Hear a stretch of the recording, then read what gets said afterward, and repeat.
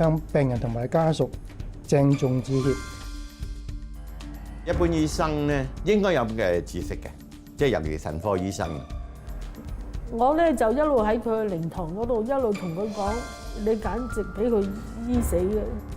一而再嘅醫療事故係人為失誤，抑或制度失效呢？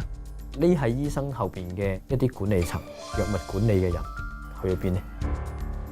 親人離世，家屬想追究責任，長路漫漫。一般人可能去到你收到你封信話 reject， 已經就算啦，唔好再搞啦。喂，搞6年喎，大佬！好多時候大家會覺得即係點解會用醫生為去形容咧？就係佢裡面咁多都係醫生，醫生梗係即係保護翻自己醫生啦。你揾唔到差人去指證差人，同樣你都可以話警警相委。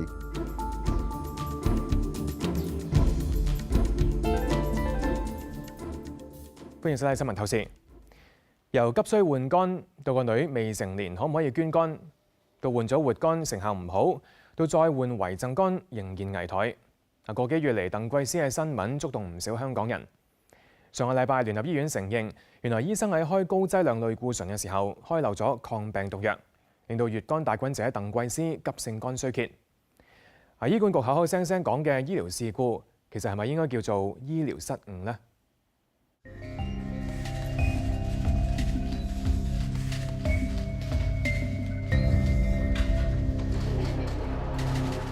好感動，捐肝嗰個阿女啦，叫做我想叫個阿女啊，真係好多謝佢。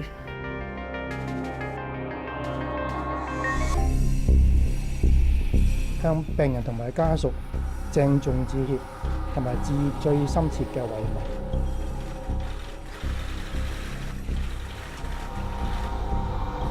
不如我俾翻100句道歉佢俾翻一個健康嘅媽咪，我會好啲。舊年7月，鄧桂思到聯合醫院求醫，確診患有腎病。今年1月，醫生開高劑量類固醇去醫佢嘅腎病。到今年4月，鄧桂思因為急性肝炎入院，後嚟演變成肝衰竭。到底中間發生過咩事？當中有冇人為錯誤呢？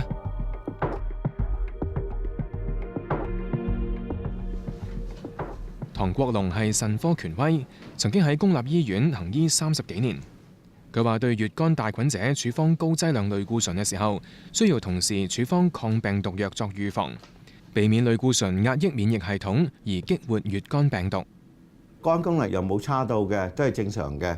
嗰個 Happy DNA 即係個活躍，亦都唔活躍嘅話咧，嗰個即係乙肝菌都唔活躍咧，你都係需要用一個預防藥。用咗之後咧，其實可以肯定講咧，係會減低嗰個乙肝急性肝炎嘅發作啦。一般醫生咧應該有咁嘅知識嘅，即係尤其腎科醫生。乙肝病人單獨服用類固醇存在風險，但係原來抗病毒藥恩替卡韋並唔係所有醫生都可以開得。根據資料，今年4月之前，腎科只有顧問醫生先至可以處方。診治鄧桂思嘅2個醫生係屬於副顧問級，本身冇權開呢一隻藥。醫管局回覆話，專科醫生即使不被建議，亦都有機制可以處方有關藥物。醫生被限制用藥，佢有好多嘅限制。點解咁多限制呢？因為原因，就算連局方或者官方都覺得唔係必須要開啊嘛。如果你必須要開嘅，根本就唔需要寫呢啲嘢啦。有醫生話，涉事醫生即使冇權開恩替卡韋，佢哋應該轉介上級醫生或者係其他科嘅醫生開。究竟2個醫生係唔記得要開藥，抑或係已經轉介咗呢？佢哋一直都冇公開現身，無從得知。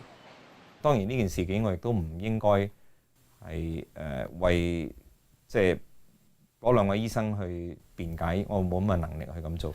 但係我相信好多呢一啲喺公營醫院入邊制度嘅嘢，係會影響住每日病人得到嘅治療同埋藥物，呢個肯定。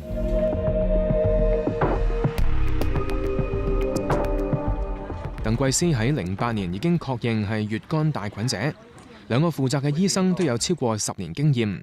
點解2個人都會睇漏呢？究竟鄧桂思嘅病歷記錄有冇寫乙肝帶菌呢？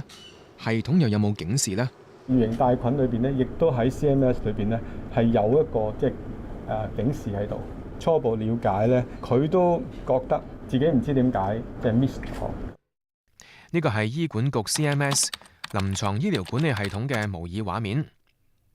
進入系統之後，有齊病人詳細嘅病歷，例如藥物歷史、化驗報告、電腦掃描圖等等。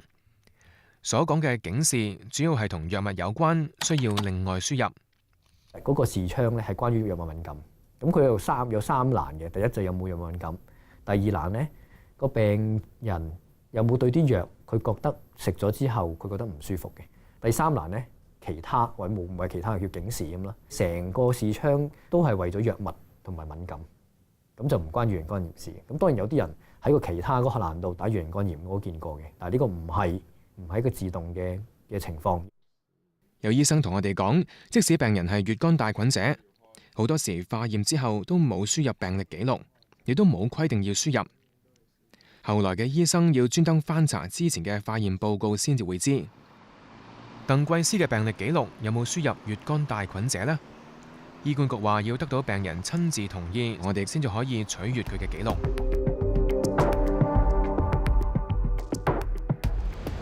聯合醫院喺4月6號，亦都即係鄧桂思接受活體捐肝之前，已經知道醫生冇處方抗病毒藥物。但係一直去到4月19號，鄧桂思家人向聯合醫院查詢，先至知道事件涉及醫療失誤。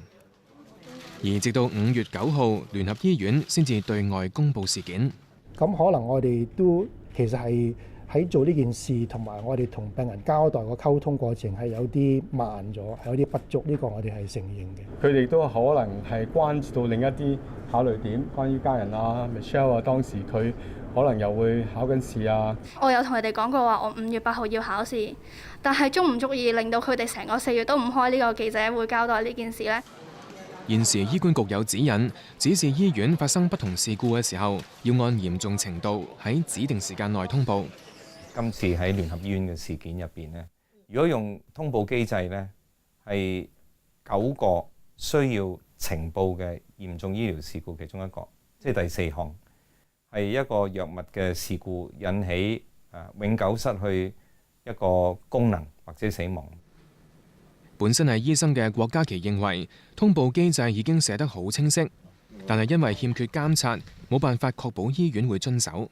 當你一路發生有人去做，有人唔去做，都冇後果嘅話呢，其實個信息好清楚嘅。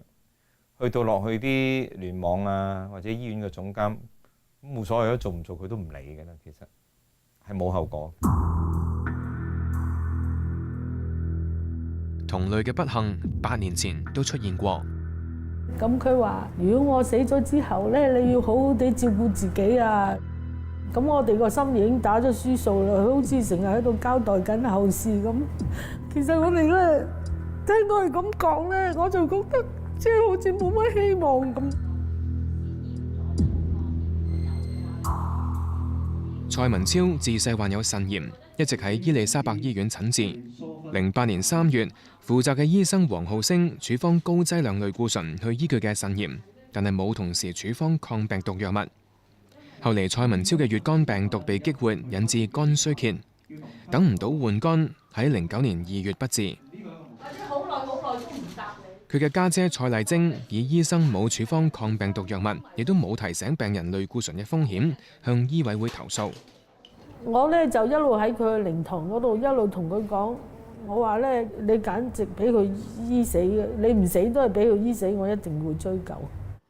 15年，醫委會召開紀律聆訊，到今年1月裁定黃浩星專業失德不成立，原因係當時醫管局未有相關嘅用藥指引。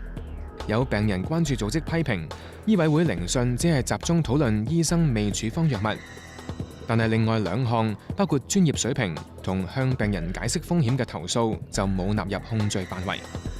似乎未能夠反映得到家屬佢哋投訴所包含嘅事項，從個投訴嘅範圍去到嗰個控罪嘅釐定，跟住去到研訊嘅焦點咧，似乎就真係放生咗呢位黃醫生。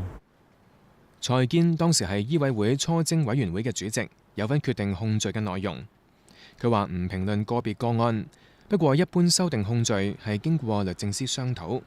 你寫10條都得㗎，但係你都話你要過到律政處啊，佢覺得你嗰度係合情合理同埋可以告得入啊，即係法律上有法律上嘅角度去睇，你嗰啲嘢噶嘛，唔係話你寫3條我就要擺你嗰3條上去㗎。蔡麗晶話打算司法覆核委員會嘅裁決，但係有律師朋友私下就勸佢放棄。佢哋請嗰啲好出名嘅大狀啊、國際嗰啲專家，如果我輸咗，我宣布破產，我都俾唔到嗰啲律師費啦。你一般小市民，你仲可以做啲咩？我而家都成日問人，我仲可以做啲咩？我冇可以做啲咩，我已經做到個步驟係最盡啦，已經。家屬批評醫委會醫醫相衛，係咪真呢？我哋9年前開漏抗病毒藥，今日再次發生。18年前有醫生喺手術期間講電話買車，醫委會裁定冇專業失德，令到社會譁然。醫委會話要改革，到今日都未有下文。醫療事故無人無知，由投訴到結案，閒閒地要6年。即使係成立，大部分都判得唔重。香港嘅醫療制度點樣先至可以監管到位，避免失誤呢？我真係當時係冇察覺到呢一個喺語言上嘅唔吻合。我想保守講一句就係，好似一個誤殺咁樣，整件事好似呢個 BB 係俾人哋殺死咗，所以個感覺係好難受。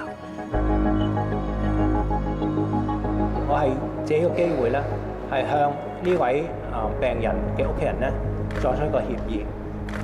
我哋承認咧，我哋喺呢個護理程序方面咧係做得唔妥善。香港醫療事故無日無之，呢個網站自動記錄咗02年到而家嘅相關新聞，數量驚人。其中11年就發生咗一宗紗布封喉意外。